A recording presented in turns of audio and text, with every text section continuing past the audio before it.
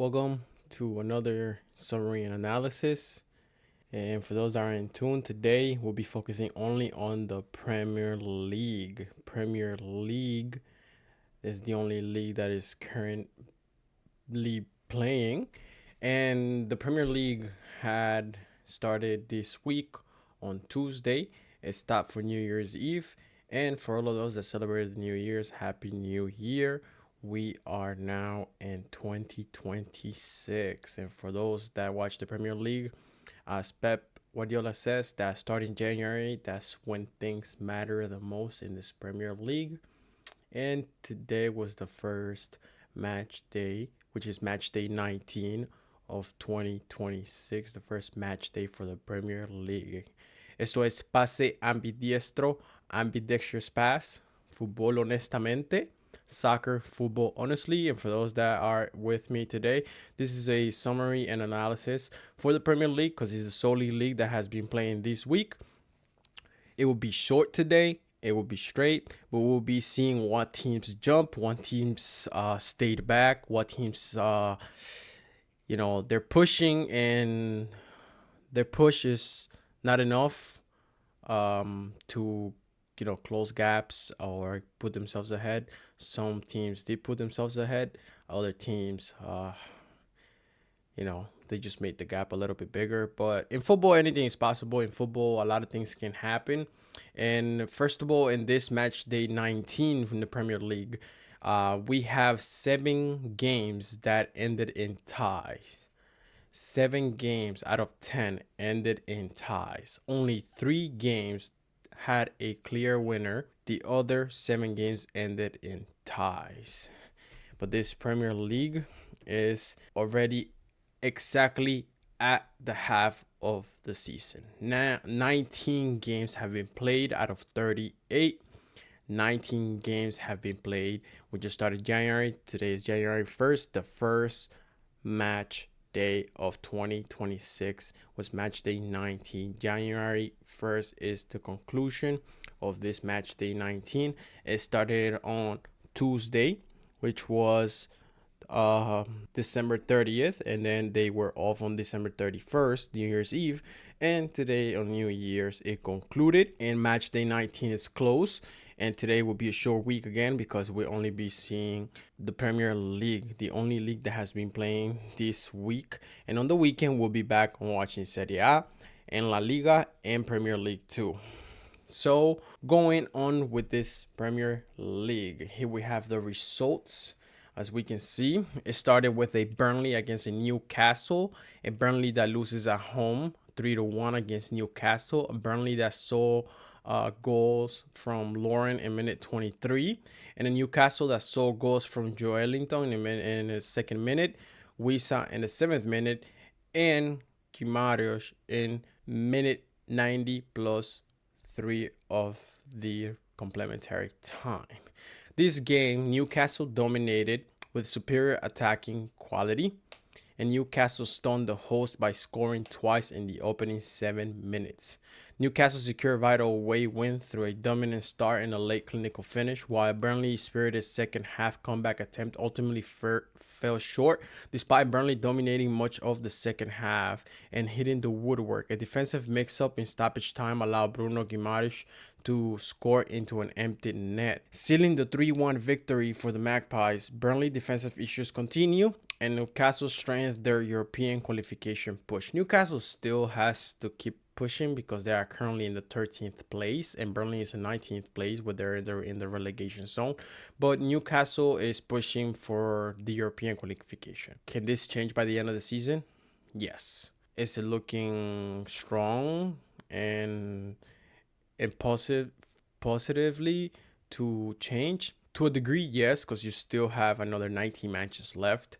But again, rhythm and consistency. That includes players not being injured, players not being punished, and a great rotation of team. Can Newcastle definitely get into European qualification? Yes, they can. But they have to perform better and better every game.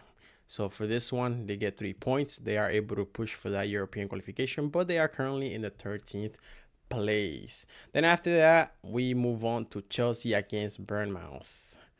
we move to Chelsea against Bournemouth, a game that ended tie 2-2. Chelsea that saw goals from Palmer in the 15th minute through a penalty, and Fernandez in the 23rd minute. And Bournemouth that saw goals from Brooks in the 6th minute and Kluivert in the 27th minute. Chelsea dropped points again amid managerial turmoil. Bournemouth continued their strong counter-attacking form. It was a chaotic encounter where all 4 goals were literally scored within the first 27 minutes.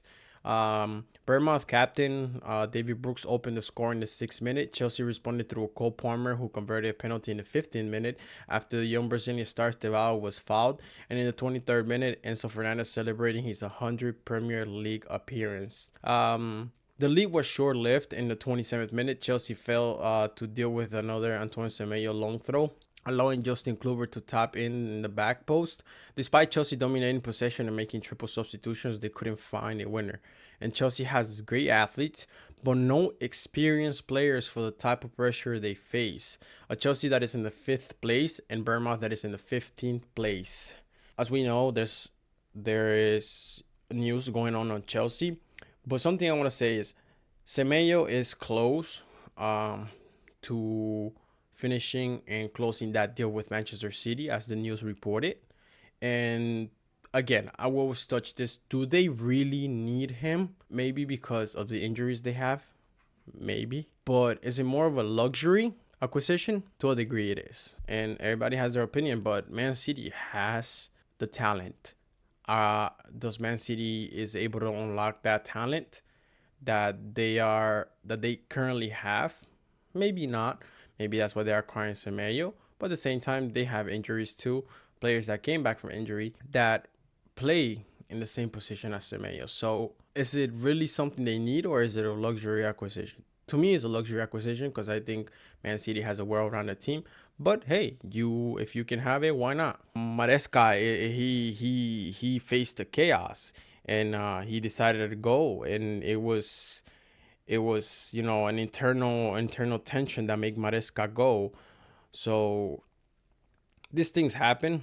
I think you got to give it time, but some clubs need results, want results right away. And in football, when you give time and you got to focus on the small amounts of quality that there is. So you're not going to see results right away. There's a few coaches in this Premier League that, it was a shock to see Maresca go. Maresca, who won the Club World Cup, and he was let go. So what puts all those coaches that haven't won anything, on what type of pedestal do they stand for them to stay in their clubs, in their current clubs, and not be let go? But this Chelsea sees chaos after Maresca exit. They're searching for a new coach. And Maresca departs after internal tensions, like I said before, and Liam Rosenau linked to Chelsea as the potential replacement. But Chelsea that has been inconsistent too, Chelsea that has been suffering, Chelsea that, again, has great athletic talent that has current knowledge of the game, but nobody with experience. The oldest player in that squad is 28 years old. Two players of the age of 28. Only 2 players with the age of 28. Yes, that is experience, but they have not had enough experience of the one you really need to know what it is to play, how to play in the final, how to deal with the external pressure, the talks, the news, all this matters, and not only that, but when you have players with experience, and you face a certain adversary, you already know, or you at least have an idea of what they are going to bring in when you come and face them at home or away. So Chelsea that, now finds themselves with another problem on their hands. They're not in a bad position, but they could be in a better position with all the acquisitions they have. And they have to just get a little bit more tight when it comes to acquiring players, because they acquire so many players, and as you've seen them come, they have gone. They have players that are not even in the squad that they're still paying. So it's a really deep problem in that Chelsea team that's going on, Apart from, them having a hard time right now in the league, they are facing internal problems. In my perspective, they're facing internal problems that they do affect to a degree. and they don't let you be the best you can be. Chelsea is in the 5th place and Bournemouth is in the 15th place, a game that ends tied 2-2. Moving on, we have a Nottingham Forest against an Everton that wins as visitors 2-0 against Nottingham Forest. An Everton that saw goals from Gardner in the 19th minute and a goal from Barry in the 79th minute. Everton secured a clinical away victory despite having a significant less possession than Forest. The standout performer was James Garner, who haunted his former Sloan club of being involved in both goals. Everton took the lead in the 19th minute through James Garner. Nottingham Forest dominated the ball, holding 70% possession and registering 21 shots. While Forest pushed for an equalizer, Everton struck on the counter-attack in the 79th minute through Thierno Barry. The win snapped a 3-match winless streak and moved the Toffees up to the 8th place with 28 points and to close out the 2025. And intentionally, Barry has only scored 2 league goals this season, but both goals which came against Forest. Nottingham Forest, this was their 3rd successive defeat under Sean Dyche, and Nottingham Forest that is in the 17th place, and in Everton that is in the 8th place. Moving on, we have a West Ham against a Brighton, a game that ends tied 2-2. West Ham that saw goals from Bowen in the 10th minute and Paqueta in the 45th +4 complementary time through a penalty. And Brighton that saw goals from Welbeck in the 32nd minute through a penalty and Veltman in the 61st minute. A balanced match with both sides trading momentum. Brighton continued their trend of high possession in football. West Ham more direct. This was a 3 first half penalties match. Only the 2nd time this has happened in the Premier League history. West Ham took the lead in the 10th minute through Jared Bowen. Brighton leveled via Danny Welbeck penalty. Just minutes later, Brighton were awarded another penalty and Welbeck hit it in the crossbar due to him taking that as a Peneka. So he executed in Peneka style and hit the crossbar. Great execution, but not too accurate when you put too much strength on it and it hits the crossbar. And Paqueta took the penalty. Took a penalty that was awarded to West Ham due to a handball by Lewis Dunk, and Brighton restored parity in the 61st minute through Veltman, and Brighton dominated the closing stages with Areola redeeming himself by making several crucial saves from Kuro Mitoma and Georgino Ruder to preserve the draw. And West Ham is in the 18th place and Brighton is in the 14th place. Then after that, we have an Arsenal against an Aston Villa. An Arsenal that wins 4-1 at home against Aston Villa. An Arsenal that goes from Gabriel Magalhaes in the 48th minute, Zubimendi in the 52nd minute, and Trossard in the 69th minute, and Gabriel Jesus in the 78th minute. And Aston Villa that saw a goal from Watkins in the 90 +4 complementary time minute. After a tense goalless first half, Arsenal blew Villa away with a clinical second half performance to the end the visitors' 11-match winning streak and secure their spot at the top of the table heading into 2026. Gabriel Magalhaes, he opened the score in the 47th minute with a header from a corner in a situation that Martinez tried to complain about. He even posted on social media throwing shade, but listen, I mean, looking at it from a goalkeeper's perspective, your best bet is not trying to catch the ball. Your best bet is get that ball out, fist, create the fist and punch that ball out as far as you can. Deflect it to the sides, never to the middle, because as much is going on in the area, as soon as you land, you might have the reflexes and everything, but if you leave that type of ball right in the middle of your area, then it creates chaos. It creates danger. So yes, I understand you want to be protected, but Martinez, Debo, you should have just pushed it to the side or try to fist that ball out as far as you could. You shouldn't have tried to grab it. And if that was your plan, then you should have just made yourself bigger, because, come on, man. You know how much leverage Arsenal has gotten lately just with Gabriel being back? They were being called the set piece merchants at the beginning of the season. This guy gets injured, Arsenal goes quiet on the set piece. This guy come back, Arsenal are technically back on the set piece. And he is a major pillar in the set piece execution. This guy always makes the right movement to either assist or just flick the ball enough or do whatever it is for that ball to end in the back of the net. So I understand where Debo is coming from, but at the same time, you got to look at your performance, Debo, and you have to try to do the best to not put your hands on that ball, but to get the ball out, punch that ball out as far as you can. And from this goal, Arsenal took over Aston, and Aston Villa were hit emotionally. Arsenal maintained pressure at the top of the table. The same Aston Villa that stopped Arsenal's unbeaten run is the same Aston Villa that got shocked at Emirates. Aston Villa has talented players that stand out when they want. This game, Aston Villa looked a bit too comfortable and not the high energy they needed to hold this Arsenal that has high intensity when holding the ball and when pressing off.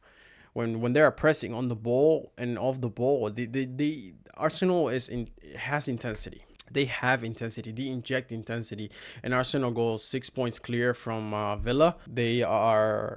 Arsenal is currently in the first place.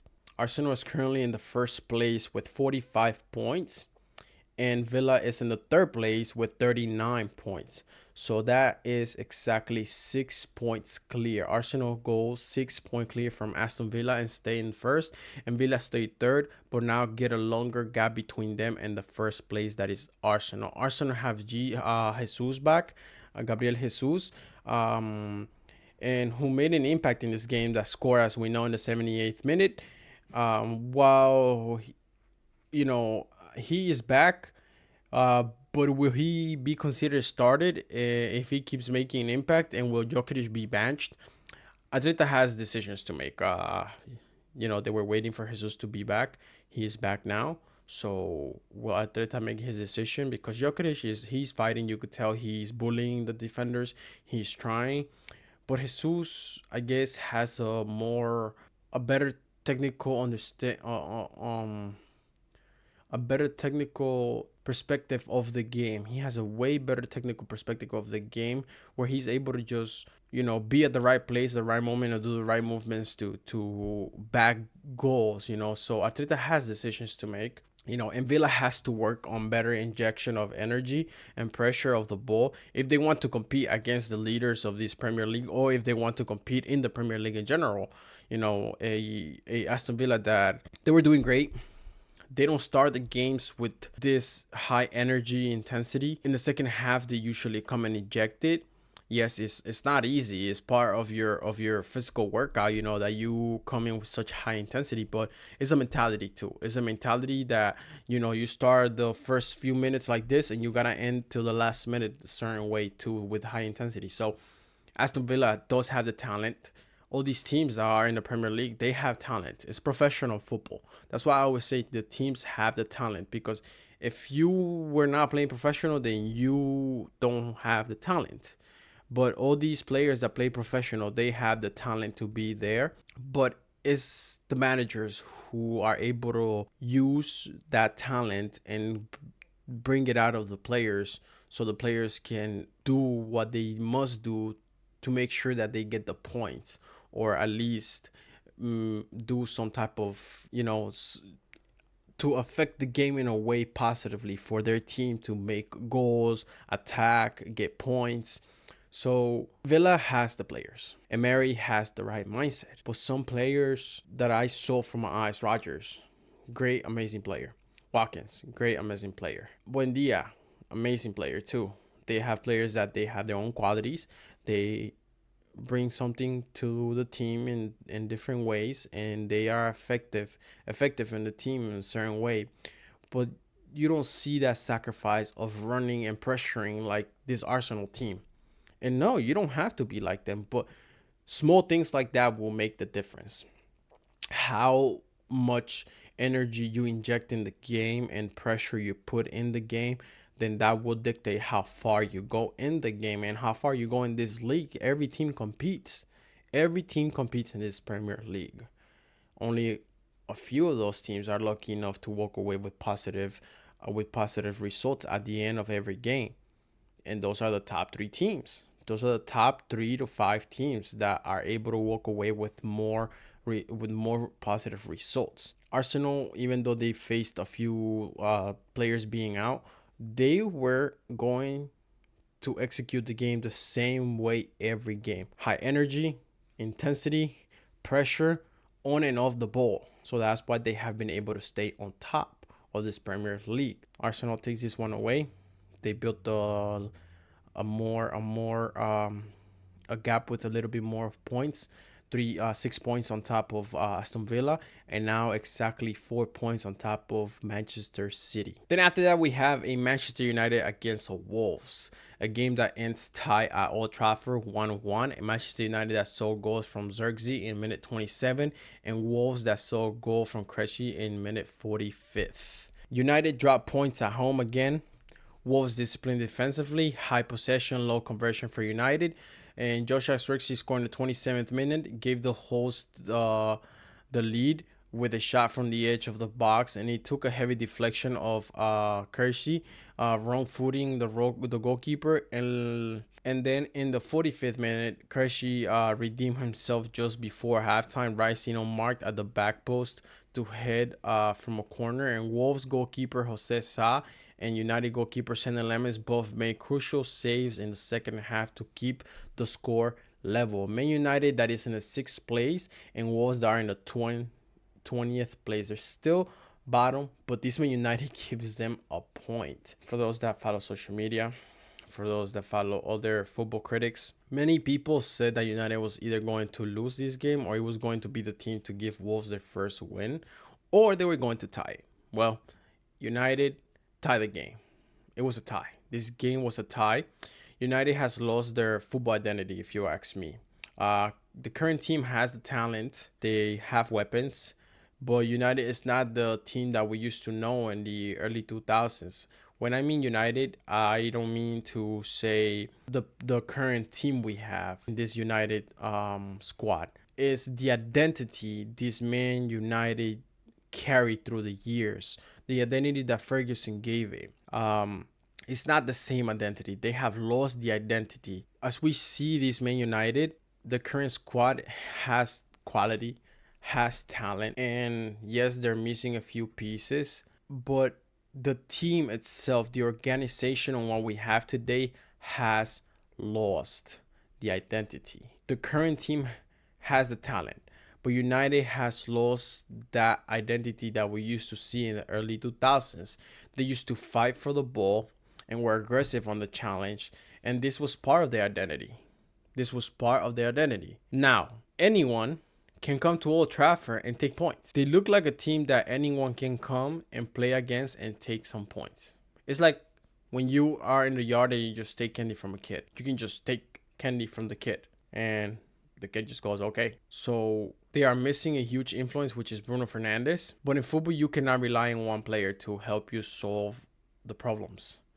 This is why a lot of the United fan base were arguing, oh, Mainu. But guess what? Amorim don't want to play Mainu. That's his decision. Now he has to deal with the burden. Do I think the kid can change or help him? Yes. I think Mainu has a really steady flow of the game. He has vision. When the ball passes through his feet, he can give you tempo, slow it down, and he sees the areas where he can play. But Amorim, for whatever reason, he don't think he should play, then Mainu's not playing. I think it's the perfect opportunity to inject Mainu into this squad to show that Mainu has the talent to play and compete and contribute when players like Bruno go missing due to injury. And it's noticeable. It's noticeable that Man United need players like Bruno, need him back on the field. So identity has been lost. The talent is there, but Manchester United are going through a transition of building again and giving this team identity. And would that take longer? Yes. Surprised that we still have Amorim in this Manchester United, while Maresca literally decided to just go because of the internal tension in Chelsea. So Manchester United fans says, wow, how is Amorim still here, but Maresca got let go? And Maresca at least had something to stand on, which was the Club World Cup. What has Amorim has to stand on? But at the end of the day, clubs make their decisions the way they do, and Manchester United fans still have to see where this Amorim takes his team. So Man United and Wolves tie 1-1. Man United that is in the 6th place, and the Wolves that is in the 20th place. Wolves that lost so many games before coming to this tie. Says a lot about Amorim and his way of strategy for this Manchester United. Then moving on, we have a Crystal Palace against a Fulham. A Crystal Palace and Fulham that end up 1-1. Crystal Palace that sees goals from Mateta in the 39th minute, and a Fulham that sees goal from Carney in the 80th minute. Tight London derby. Both sides share points in a low-tempo match in a hard-fought London derby. Crystal Palace were forced to settle for a point after a late equalizer from Fulham's veteran midfielder. After a goalless first half hour, Jean-Philippe Mateta in 39th minute opened the scoring for Palace with a powerful header. And Fulham dominated much of the second half, hitting the post through Raul Jimenez and forcing several elite saves from Palace keeper Henderson. The pressure finally told in the 80th minute when substitute Tom Carney fired home a brilliant low shot from the edge of the box to level the score. Fulham nearly won in the stoppage time, but Henderson produced a world-class save to deny Timothy Castagne, and the former Palace defender Joachim Anderson missed a golden chance with the final kick of the game. Crystal Palace in the 10th place and Fulham in the 11th place. These two teams are right next to each other. You have Crystal Palace with 27 points and Fulham with 27 points. These two teams are right next to each other with the same amount of points. The only thing that separates them is the goal difference. Crystal Palace has 1 goal, and the goal difference for Fulham is -1 goal. So that's the reason why they are next to each other and why Crystal Palace is on top of Fulham. Then after that, we have a Liverpool against Leeds United, a game that ended tie 0-0. Shock result, Liverpool failed to score at Anfield. Leeds defended deep and disciplined. Liverpool high shot volume, no goals. Despite dominating around 69 to 70% of the possession, Liverpool struggled to break down a compact Leeds low block. The match was the first time in 117 Premier League games that Liverpool were involved in a 0-0 draw. Hugo Ekitike missed the best chance of the first half, miscuing a header from Jeremy Frimpong across the goal gaping. Leeds low possession, effective blocks. Leeds almost snatched a win in the 81st minute when substitute Dominic Calvert-Lewin tanked the ball over Alisson, but the goal was correctly ruled out for a margin offside. And Liverpool lose ground on the title race. On the title chase, Liverpool goalkeeper Alisson Becker recorded his 100th Premier League clean sheet for the club, becoming only the 5th keeper in Liverpool history to reach that mark. A Liverpool that is in the 4th place and Leeds that is in the 16th place. A Liverpool that, as you see this, they are missing just quicker transition through the wings. They need those dribblers, as we can see, if Mo Salah comes back and he's able to get himself back into this team, he can do that we used to see him. That he would charge through the right and cut into the area and either pass the ball through the middle or take a shot. So they are missing this. They're missing that quick transition from the wing to the middle to somebody being there or the same winger taking a shot. This is evident in this Liverpool at the moment. And Frimpong is back. He adds some kind of intensity on the flank. He does add some kind of intensity. He pushed himself up to attack a little bit more, and he will come back. And he sacrifices both ways, going up and coming down. He gives another type of intensity to this Liverpool on the wing. when he comes on the flanks, So Frimpong, he would definitely be something good to watch in this Liverpool team, and hopefully he can stay healthy so we can see him and what else can he do apart from what he did in this game. But Liverpool that ties against Leeds, a Liverpool that is in the 4th place and Leeds that is in the 16th place, just 2 spots above, technically 1 spot above relegation, because they are in the 16th place. 17th place is 1 spot above. So Leeds are there. They're playing quite good. They are on a better run now. This is already their 6th, 7th game without losing. So Leeds are getting there. They're moving forward. They are one of the current teams that has been promoted, and this is their current 6th or 7th game without losing. So Leeds are moving. They are getting structured to the game. Then moving on, we have a Brentford against a Tottenham, a game that ends tie. Spurs frustrated by Brentford's compact defense block. Few clear chances. Spurs missed the opportunity to close a gap on the top 4. It was a cagey defensive affair that saw Tottenham record their first 0-0 draw in 137 Premier League matches, ending a record-breaking scoring streak. Brentford nearly stunned their former boss in the 5th minute when Kevin Shea tapped in a rebound, but it was ruled offside after VAR check. Brentford dominated 56% of the ball. The away fans were heard singing "Boring, Boring Tottenham" as the team struggled to break down a disciplined Brentford defense. And Vicario, on his 100th Spurs appearance, made a great save to deny Vitaly Jaunet header. And at the other hand, Kelleher preserved the point for the Bees with a sharp stoppage time save from a shot from Richarlison.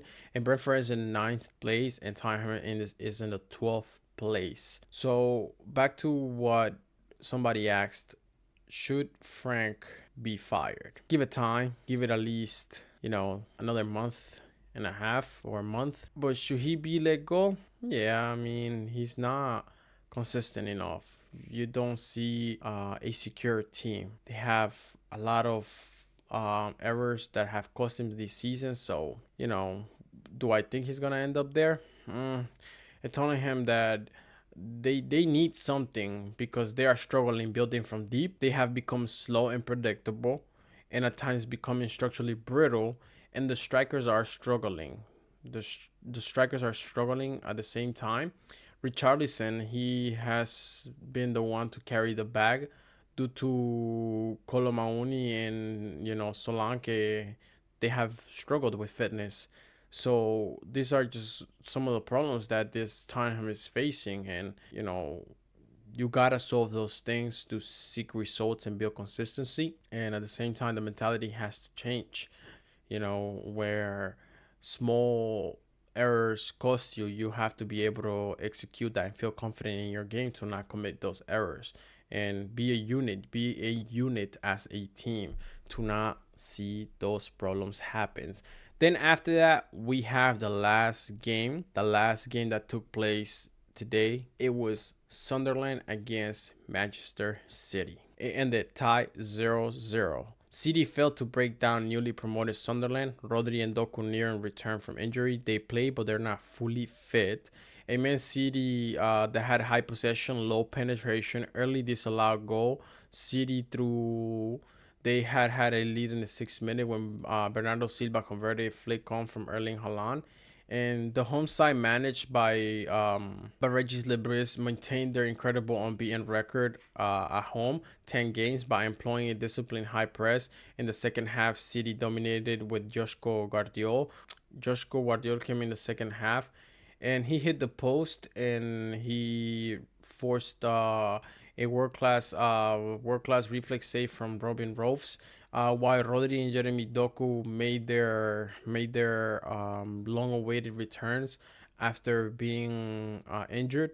And they are playing, but supposedly they are not fully fit. But there were changes that Guardiola needed, because City suffered new blows Nico Gonzalez and Savinho were both forced off with knocks. And Man City that is in second, opening the point gap to 4 points between them and the first place Arsenal, and Sunderland that is in the seventh place, getting more stronger with their football and standing up to teams like Manchester City. The Sunderland is giving up a fight. They are pushing, and they are giving a expectation of themselves. They are putting themselves in the field. They are doing what they believe their football should be, and they are standing up to teams in this Premier League. And this game showed that defensive vulnerability Man City have. Sunderland attacking men were challenging physically, and when they did, they ended completing the attack. They were challenging the defenders on Man City's side. And this is something I have said before. Man City, they have a great team. They are great on the ball, but when it comes to defending, they struggle. The players are not physical. They are too used to having the ball at their feet and playing more with the ball at their feet. But sometimes as a defender, you have to get used to not having the ball at your feet and challenge physically. You have to be comfortable challenging physically. You have to be strong physically. And Sunderland, the attacking men were challenging physically, and they were showing that small vulnerability moments on Manchester City's defense. So, when they were completing the attack, when Sunderland was completing the attack, it was Donnarumma who was there. So thankfully to Donnarumma, who's a great goalkeeper, Man City were also able to stay in this match. Manchester City, that overall they have a great team, but now they just opened the gap to another 2 points to Arsenal. So now the point gap is by 4. Arsenal is in first place with 45 points, and a Man City that's in second place with 41 points. It's a 4-point gap. And then Aston Villa is in third place with 39 points.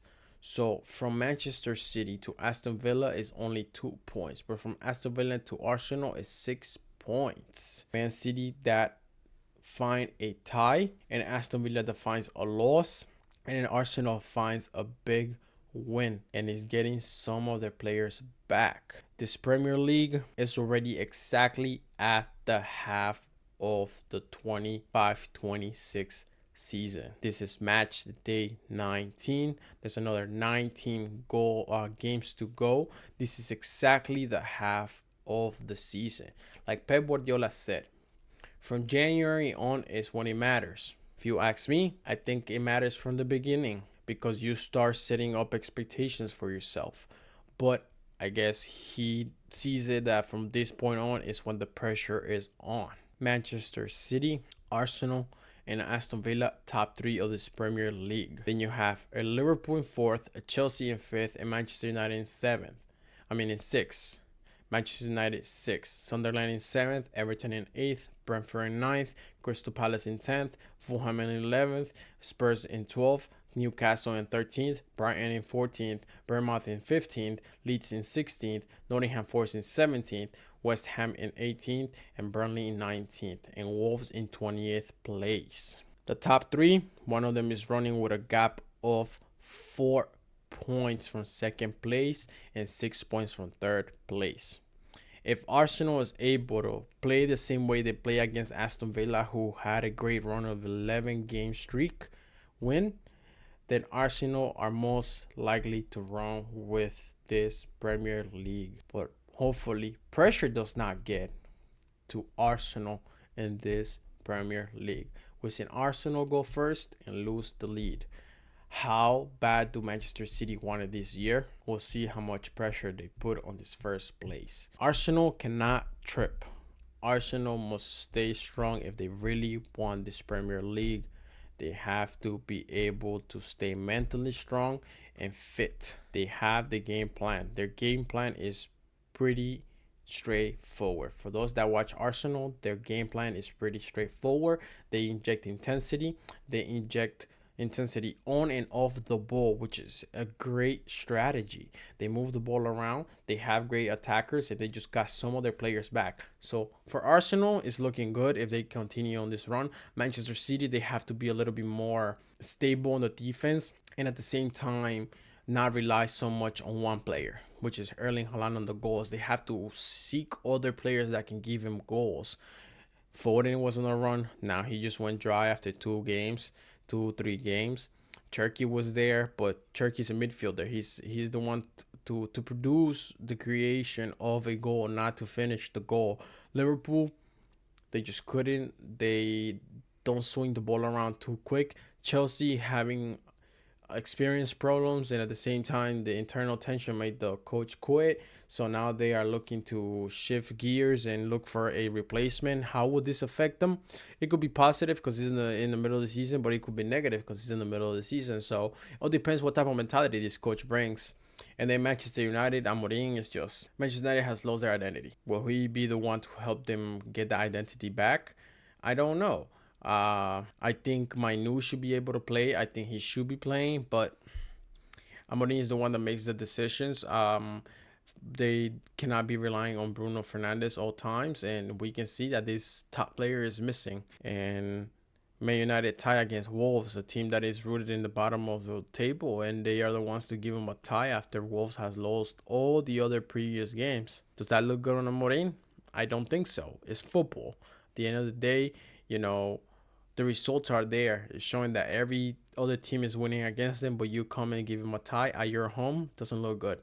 But this is the Premier League. This is match day 19. Esto es pase ambidiestro, ambidextrous pass. Fútbol honestamente, soccer, football honestly. And thank you for all of those that were with me today. Happy New Year's for those that celebrate the new year. And please don't forget to like and subscribe. Have a good one. Have a great one. And thank you for being here with me today.